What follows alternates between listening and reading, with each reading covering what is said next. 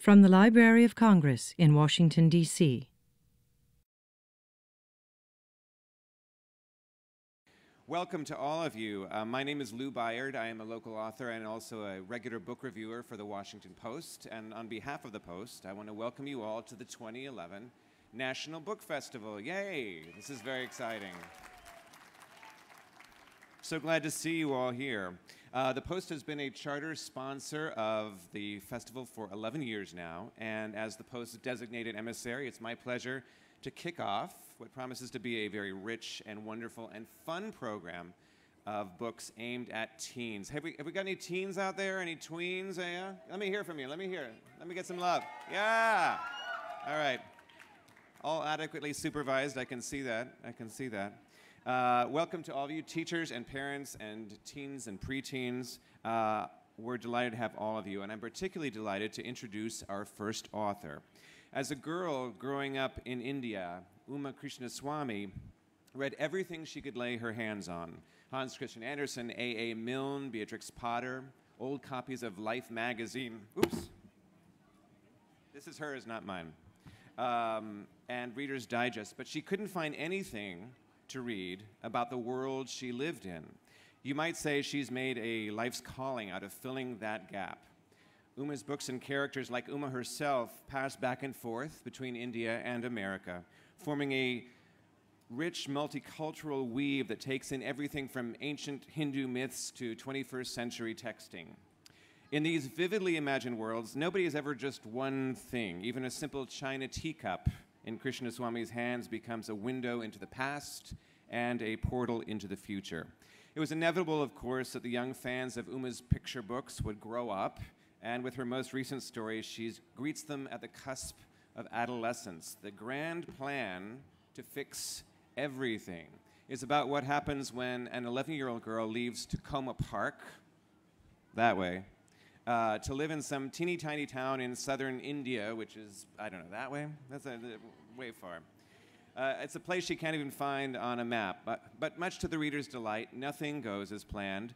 Krishnaswami manages to tie together a postal worker, a movie star, a car mechanic, and assorted monkeys. And this being a love note to Bollywood, everything ends with a big party and a lot of dancing. It's cool. The grand plan to fix everything is Krishnaswami doing what she does best, showing how people from different cultures and generations bend and adapt to each other and become all the better for it. Please welcome Uma Krishnaswami.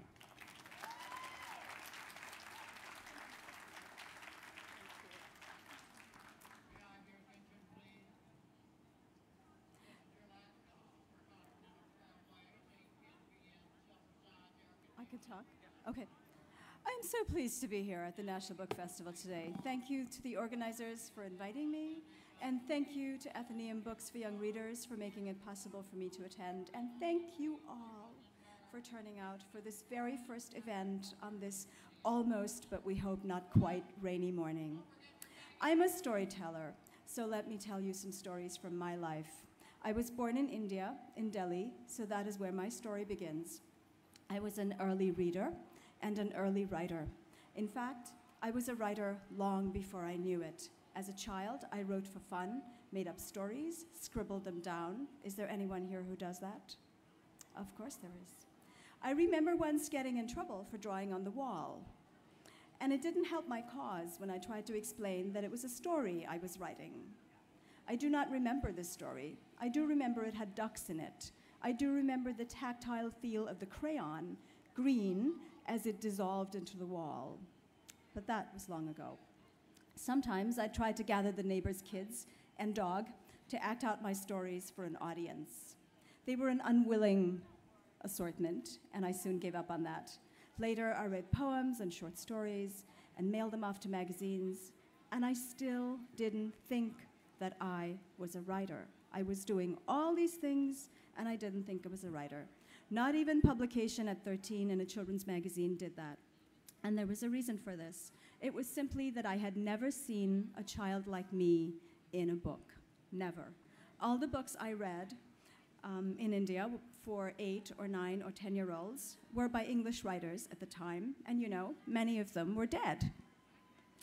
So it never occurred to me that I could be a writer, or actually that I was one already, because I'm pretty sure I believed for quite a while that you really had to be dead to be a writer. I don't want you to think I had an unhappy childhood. Far from it. I was quite happy. I was well loved. But there was this huge gap between the literary world that I was growing to know and love and my real world. When I grew up, I tried out other careers because, of course, I wasn't going to be a writer, and nothing ever seemed to fit. I was a social worker, I was a rehabilitation counselor, I managed a university grant and a teacher training program at a university, in fact, at the University of Maryland down somewhere, not too far from here. It all felt like play acting to me, as if I were auditioning for a role in life and trying to find out what it was I really needed to do. By that time, I was married, I had come to the US, I was living in Maryland with my husband, and when our son was born, and he is now 24 years old, I felt driven to write again, and that is when I came home to children's books. This is my latest novel for young readers, The Grand Plan to Fix Everything.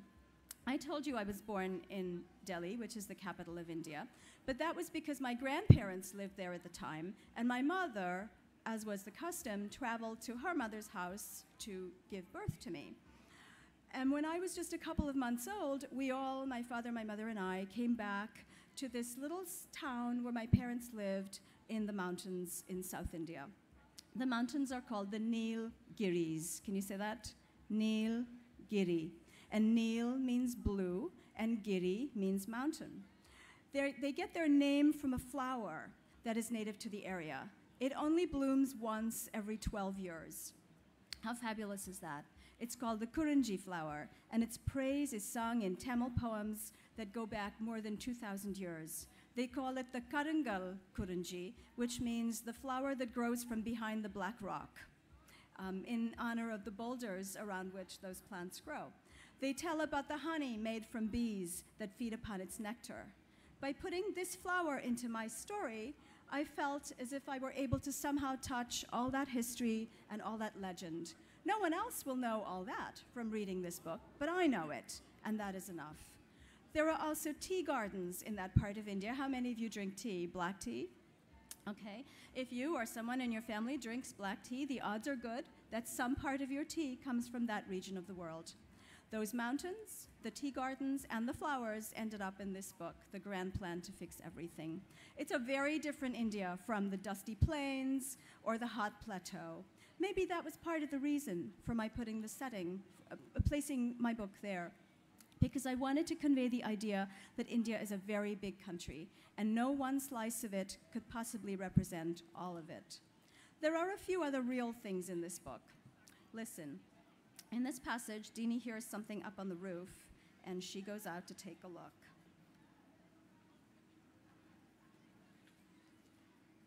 Just a minute. My bookmarks have all fallen away, so I'm going to find that page for you. Okay. She is just peeling another banana when thumping and shouting noises break out on the roof. With a sigh, Dini takes a bite of the tiny fruit. The whole thing is only 2 bites, and goes out to see what is happening.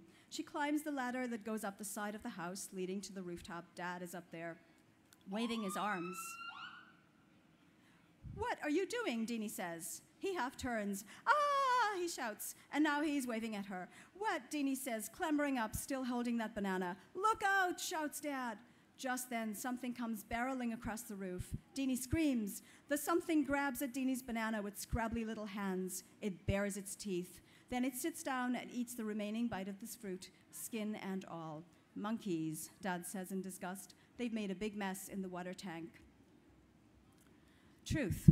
I did, in fact, have the experience of having a monkey snatch a banana from my hand once when I was a kid. There is a fan letter in this book. I did write someone a fan letter once. And there is a house that I lived in, and it's in the book. I'm going to read you the piece where they arrive at the house, and she sees the house, and then you will know what that house is like.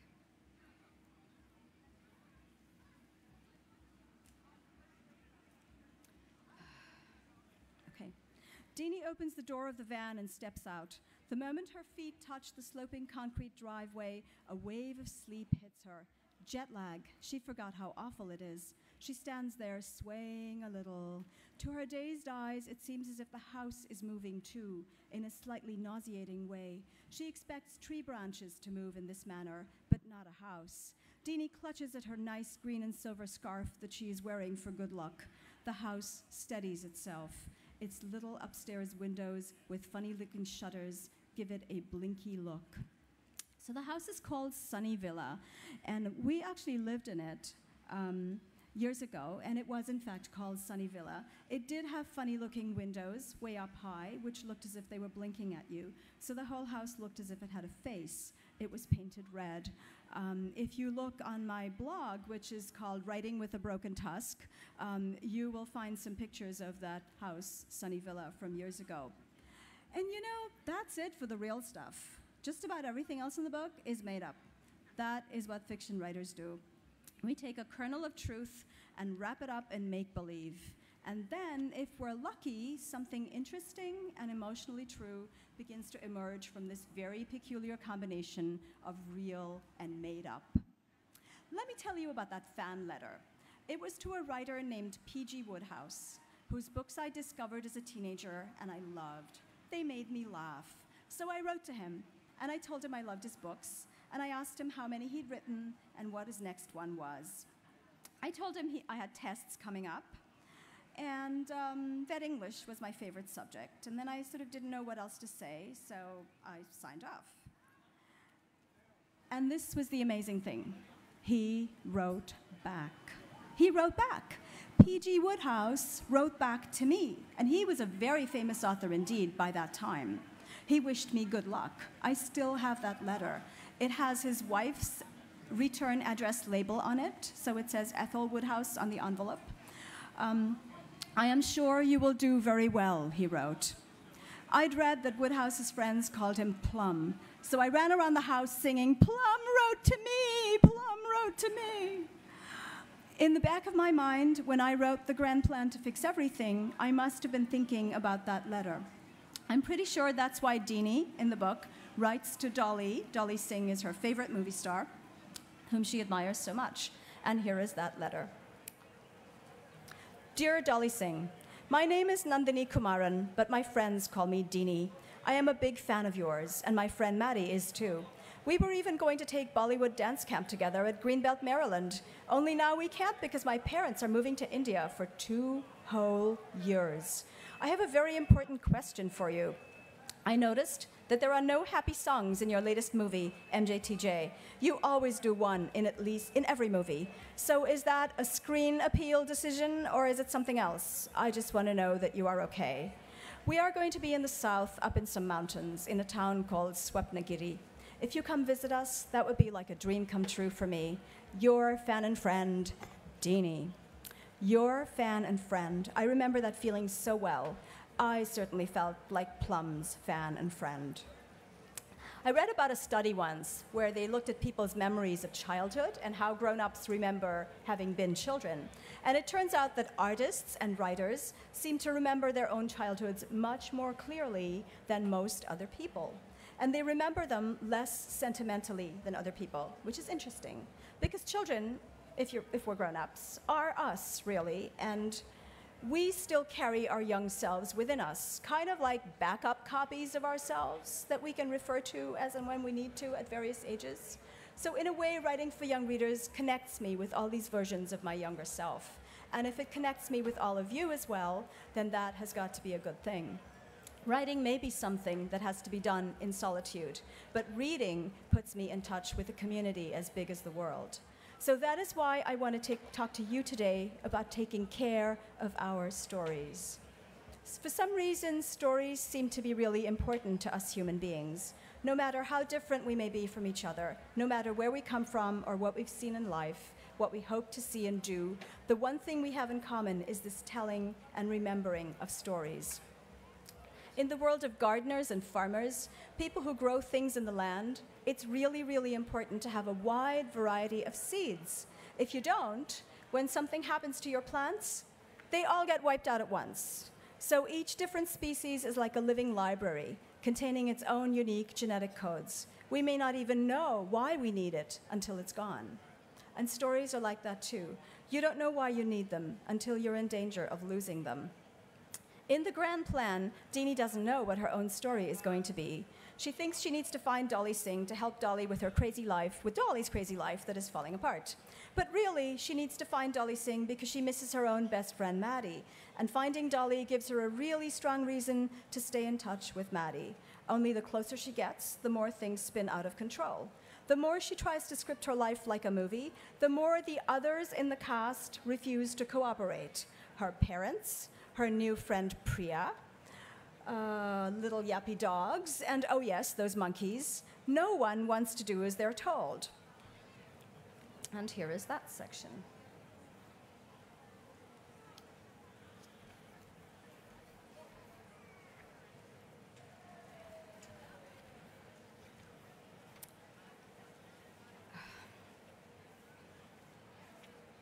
Connectivity, Dad says, as if he's just invented the word. He pretends to talk at length about bits, bytes, and data streams. Mom reminds Dad that it is his turn to cook dinner. No gas cylinder yet, Dad complains. I keep burning everything on that little electric hot plate. We'll help you, Mom says. We can put some rice on. I think there's some leftover egg curry in the fridge. It's burned, Dad says sadly. It got stuck to the bottom of the pan. If there were a camera handy sometime later, it would be zooming in on 3 tired people eating slightly scorched egg curry along with a little singed rice. One of the things I have learned over the years is to pay attention to where I want to go, not to where I want to go with a story, but to where the story itself, once I've started writing it, seems to want to go. I've learned to revise by looking for clues that my subconscious mind may have planted in early drafts, though I may not yet realize that about the book. So the grand plan to fix everything did not start out wanting to be a funny book. At first, I wrote it as a mystery. It didn't work. I threw the whole thing out. Wrote it as family drama. Threw it out. Wrote it as a first-person friendship story. Threw it out. But something odd began to happen.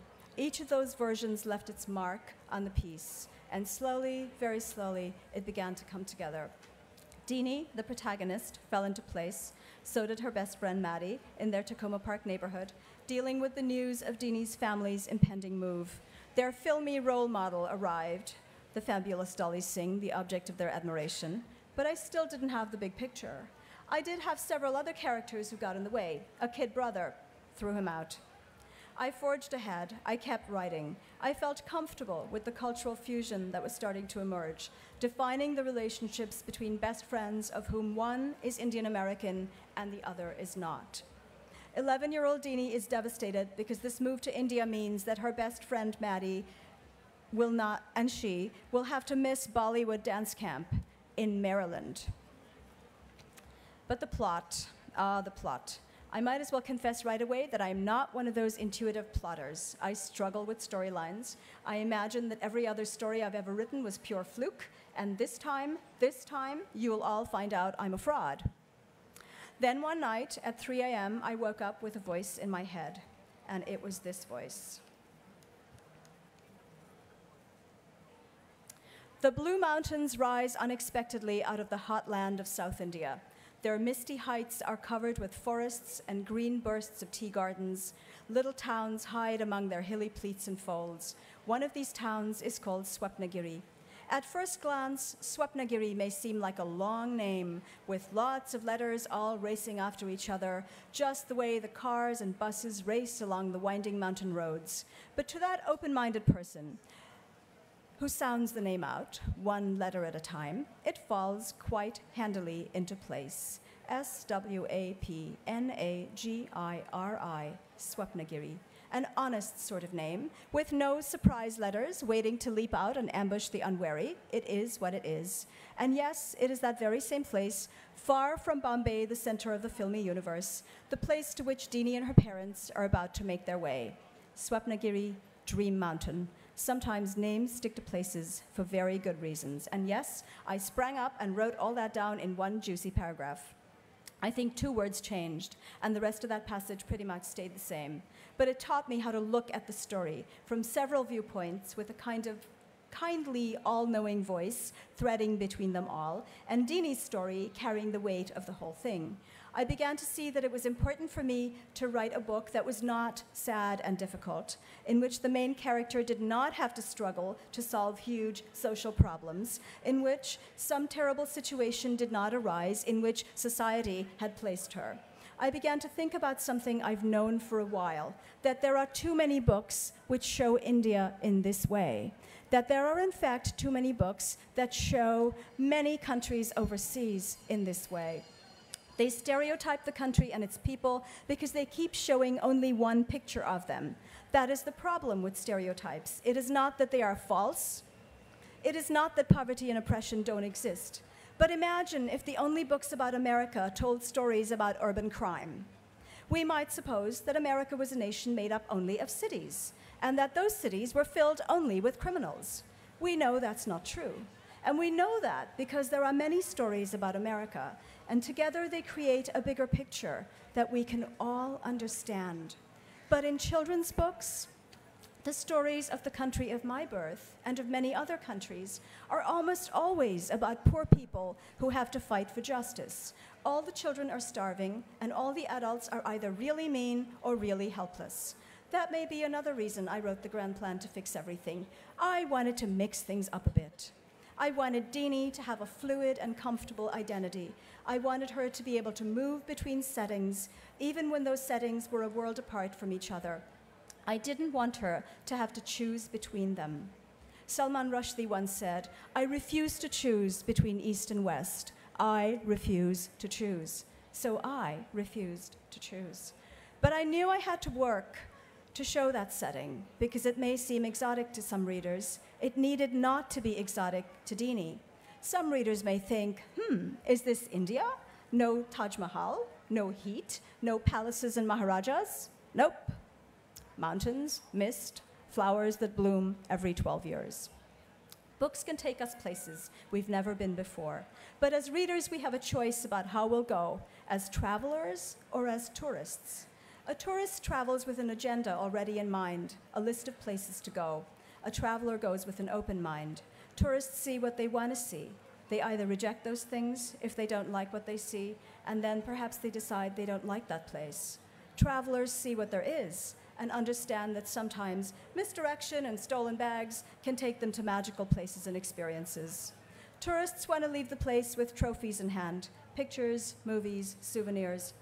Travelers seek to emerge transformed. The tourist's trip is about the tourist. The traveler's trip is about the place and the people. Apply this to story, and what do we have? Here are my 5 tips for reading the world like a traveler and not a tourist. It's been my delight to receive letters from readers who have come to the Grand Plan as travelers. It's confirmed for me how very smart young readers are. They get it. We writers should trust them. So, the 5 tips. 1, look for questions rather than answers. It's worth investing time to learn the fine art of living with questions. 2, read each book as a creation of its own time and situation. Understand that it may not be the last book on the same subject, but it also is not perhaps the classic you loved that was written a century ago about the same place. Those are part of a different journey. Prepare to work a little as a reader. It's fun to work as a reader. If everything is explained, if all the dots are connected, we tend to close the book. Working at understanding a book is not a bad thing. Working at understanding the world may be a skill that we all need. Expect to have your ideas challenged. When I read writers like Beverly Naidu or Siobhan Dowd, I'm seeking their pictures of South Africa and Ireland, not a confirmation of my own ideas. And the 5th and last, just go. Don't look back, go into the book and expect to come back changed. And if you laugh a little along the way, well, that would make me very happy. Thank you. And we have time for questions, but I would ask you, if you have a question, to come up to the mic and ask it so that everybody can hear. Okay, thank you.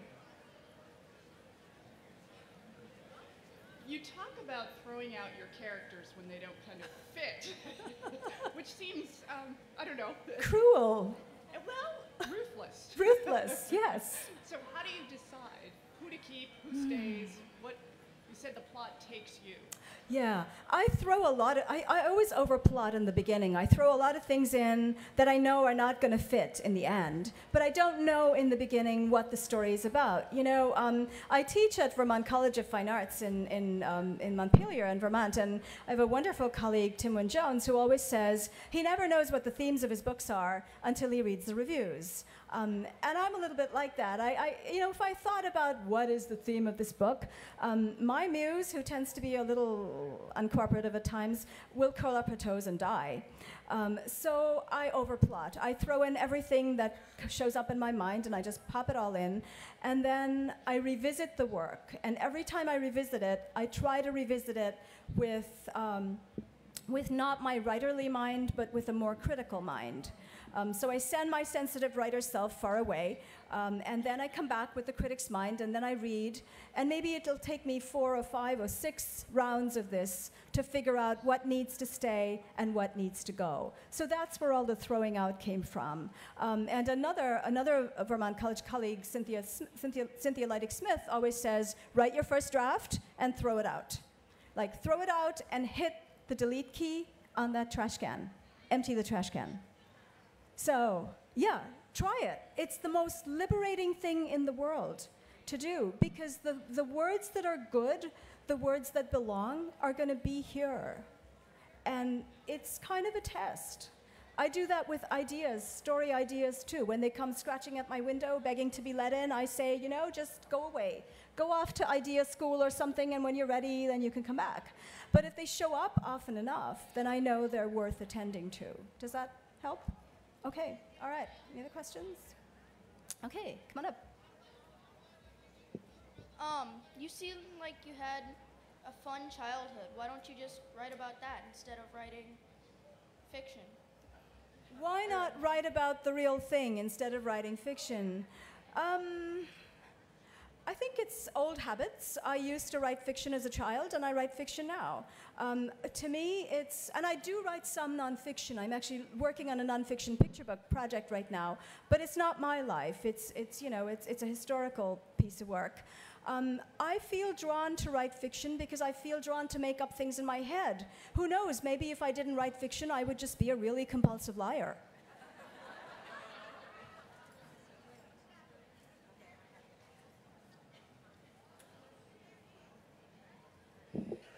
How long does it take you to write a book from beginning to end where you're ready and done and it's completed? I'll answer that. How long does it take to write a book? Well, in draft form, it takes me anywhere from 2 years to 5 years to, I've got one thing that's going on that's going, I won't even tell you how long it's going on. We won't talk about that, it's too depressing. But the other part of that is that it's never really done. I mean, up until the time that we're going to galleys, I'm still making changes. I'm still calling up my editor and saying, I made a really big mistake. Remember that scene that happens on page 55? We need to take that out. Is that really going to throw everything off? So in the end, they're wresting it out of my hand. It's never done. Publication is kind of this goalpost in the life of a book, but it's an artificial spot. I often, when I'm reading books that are already published, I will find myself editing in my head as I go and scratching out lines, and it's very tempting to just bring a pen up here and say, well, just wait a minute. Just give me 5 minutes and I'll fix this and then I'll read it to you. So it's never done. Okay, what else? Okay, yeah. Can you hear me? This is totally not related to the story, but it is part of the story. What is your recipe for egg curry? I was like, ooh, that sounds good. I haven't had breakfast yet. Can I talk to you about recipes? Ooh, please. There's I have a whole issue with this book and recipes, and here it is.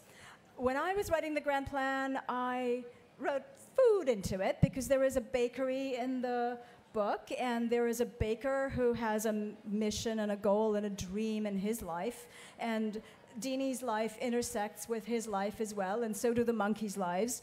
And that baker has this little compulsion. He throws chocolate into everything he makes. So I had him on one of those days when it's only the writer and the page and all seems to be really well in the universe. I threw chocolate into the curry puffs. And I thought, oh, what a great idea. Never occurred to me that anyone would ever say, do you have a recipe for these things? So after the book is published, you know, about 3 years after I put the curry puffs in, my publicist emailed me and she said, we're doing an activity guide for this book and we want to put in a curry puff recipe. And we're sure you have one, so would you send it to us? I panicked. I sweated over the stove for 3 days, trying out various combinations of potatoes and onions and pastry crust and chocolate. And I'm happy to tell you that I did actually find a recipe and it is in the activity kit, but not egg curry. I will have to work on that one. Okay. Yeah, but I will, I promise you. Okay. How did you get the idea for the monkeys? The monkeys were not there in the beginning in this story, but when I decided on the setting, the monkeys just came right with it. Because in those little hill towns in India, there are monkeys everywhere. If you're sitting in a house and you suddenly hear a sound like this on the roof, that's monkeys. If you come back from somewhere where you've been and you find that your garden has been leveled, that's monkeys. They are the raccoons of the Indian subcontinent. They eat your garbage, they mess up your garden, they get in your way. So the monkeys, you know, they had to be there. But they didn't have such a central role in the beginning. They were kind of more up in the trees and they just were there. But I have this thing about writing that nothing needs to be just there. Everything needs to belong. So then I made them part of the story. They kind of became rooftop marauders and then they showed up for the final party. So, and you got another question? What book is your favorite one that you wrote? The next one that I'm working on, which is the sequel to The Grand Plan, which will be out in another couple of years. It'll be out in spring of 2013. We don't have a title for it yet, but it takes place in Washington, D.C. And my challenge with that book is to, my challenge here was to normalize an exotic setting. So my challenge there will be to turn Washington, D.C. into an exotic hotspot. Which, you know, look around you, how hard is that? Okay, question? If you weren't writing books, what would you be doing right now? I would be completely unemployable. I am incapable of doing anything else. No one would hire me. First, I want to apologize for if I distract you by standing at the edges or whatever. I heard what was saying, and then that what you said pulled me in. I just have a quick question. When you're writing children's books like this, obviously you draw back on your earlier self to imagine what it's like as a kid, but do you think something, but are you thinking like, this is appropriate for a kid's book, or this isn't appropriate, I shouldn't write this? Sure.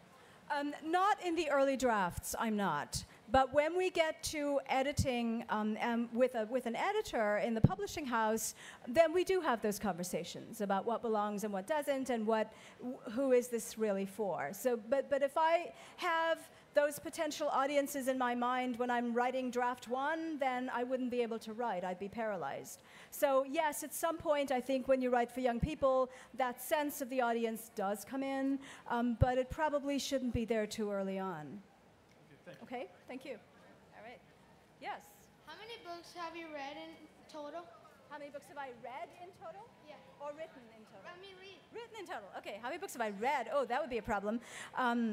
Way too many to count. But books in total, written and published. I have 12 titles out, I believe, and this is number 13. 2 of them are out of print, and everything else is still around. So yeah, that's as many books as I've written, and then I have several other unpublished things that are, you know, in line for publication that are under contract, and then way many more that will never get published. Okay. Yes. You said that you were 13 when you got your first article published in a magazine.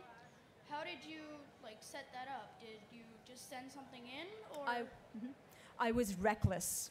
I went to bookstores, I leafed through magazines, I turned to that page where they have addresses, and I wrote down those addresses, and I came back home, and hey, this was before computers, so my father had this old manual typewriter, It kind of looked like the Volkswagen Beetle of typewriters, had this round shape. It was called a portable, but you could strain your shoulders picking that puppy up. So I'd type away on that, and I'd type up these manuscripts, and I'd send them off. And most of them got rejected, of course, because I was sending them to things like the Illustrated Weekly of India, which was sort of like the New Yorker of India at the time. So of course it was going to get rejected. They didn't even bother to reply to me. But then I found magazines that were accepting. And I found there was a magazine called Children's World in India that was started way back when by a cartoonist who was also a philanthropist, and he really believed in kids and kids' ideas and kids' art and writing. And so I sent it off to there, and it got published. So it was very exciting to see that byline, to open the page and see the, yeah. And then do you also have like anything to say to young writers that like want to start something? Two things. I would say read a lot. You can't really write if you don't read. And I know that all of you are readers who are here today because this is a festival of books and words and reading. And the other thing is write a lot. Write when the spirit moves you. And soon, if you do that often enough and you come back to it often enough, revise, go back to the same pieces over and over again, study them to see what your unconscious mind has put on the page, and you'll start to see what it is you really want to say. And then go find markets. There are lots of places online and in the print world that accept work by young readers. Find those places. We've got the internet today. We have all kinds of marvelous resources. There are young writers markets that come out, they're published in list form. Go there and send your stuff out there. Okay? Thank you. Good luck to you. Okay. All right, more questions. Great. Would you ever, I know, it's terrible. You're fine. Go. Would you ever turn one of your books into a movie? That wouldn't be mine to do. Would I ever turn my books into a movie? I haven't had a book turned into a movie yet. I have great hopes for the grand plan, obviously. But I did have a picture book, Chachaji's Cup, turned into an off-Broadway play. It was a musical. And it ran in New York for about 3 weeks, and in San Francisco at Stanford Lively Arts for about 3 or 4 weeks.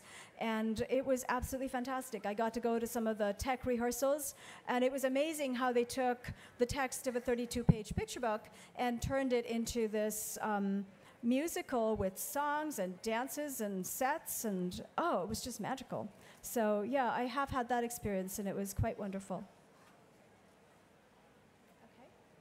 Any other questions? Okay, we've got a question coming up. Have you ever met the author that you really loved, like the book? The author I wrote the author I wrote the fan letter to, alas, died before I could meet him. I have had the great good fortune to meet lots of other wonderful writers and authors of children's and young adult books in the United States. And I'm fortunate to count them in my community, but P.G. Wodehouse, no, alas. But I have that letter. I have it still. Any other questions? Anything I can tell you about writing, the writing life, working with children? Okay. I just wondered if you could elaborate more on the young adult versus adult writing, and do you choose to write young adult, or is that just, I'd like to hear more about that. Okay. Strictly speaking, the grand plan to fix everything would not be considered young adult. I think for the purposes of the festival, they've divided us all into children's, which is picture books, and novels, which is teens.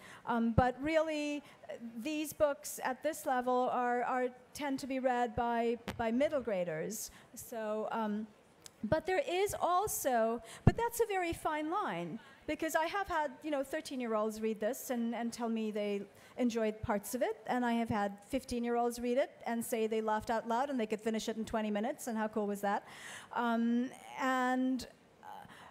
There is a cutoff, there is that kind of overlap as well between young adult and adult writing. And I think one of the things that distinguish a book And there can be books that cross over, that can be both. But one thing that distinguishes young adult from adult writing is the concerns in the book. Are they adult concerns, or are they a young person's concerns? The other is the question of who has agency in the story. Who actually gets to drive the story? Is it a younger protagonist, or is it somebody older whose story it really is? You know, who has agency?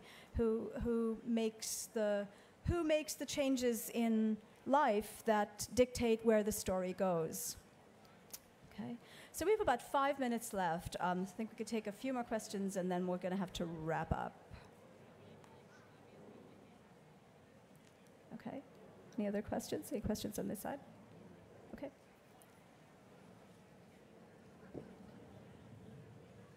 Your previous writing was for younger children.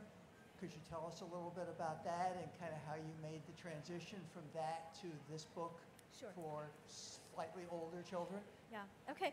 I actually started writing with retold traditional stories. I don't like to call them folk tales because I think that sounds a little, you know, as if there's a difference between folk tales and classical tales, and they should be two separate things, which often they're not. But I started writing with that as opposed to the very young picture book. So I actually started writing for a middle grade audience with a couple of story collections. One is The Broken Tusk, which is a collection of stories of the Hindu god Ganesha, the elephant-headed god in the Hindu tradition. And it has 17 stories, and it's, you know, fairly text-heavy. So I started there. And then I found that in retelling traditional stories, I was kind of serving an apprenticeship in plot, because traditional stories tend to be very hefty in plot, and perhaps not so hefty in character development and some of those other things that we think of as essential to story. So I really learned about story arcs and turns of story when I studied traditional myths and legends and stories. Then I got interested in writing, and then, for a purely market-driven commercial kind of reason, the market sort of dropped out of the traditional retold folktale area, and the publishers who had begun to publish me there were saying, could you write some original fiction?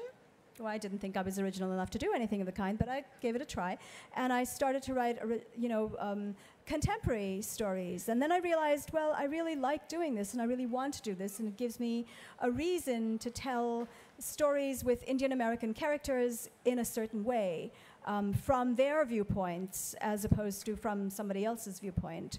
So I did that for a while. So I've got several picture books out. The Happiest Tree, which is a yoga story. I have a book called The Closet Ghosts, which is about a girl who moves with her family and ghosts show up in her closet. And I have a couple of really early readers. One was called Yoga Class. It has 22 words. Most of them repeat themselves. This was a tremendous challenge. Took me 3 months to grind out those 22 words. It's harder to write short, I think, than it is to write long. But as I wrote more, I began to get interested in the form of the novel. Although I didn't really think at first I had enough words in me for a novel. But that was sort of my progression. Okay. All right, we have one last question. I think we've got about 2 minutes left. All right. How did you write for, like, as in the mind of a child if you're an adult? I was a child.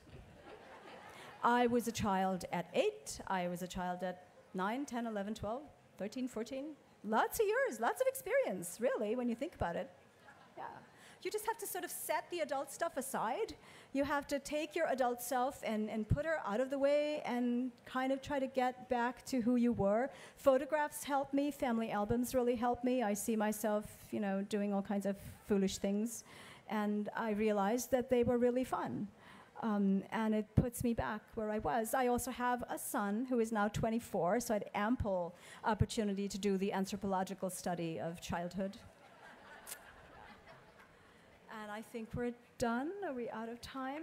Thank you very much. Thank you for coming. This has been a presentation of the Library of Congress. Visit us at loc.gov.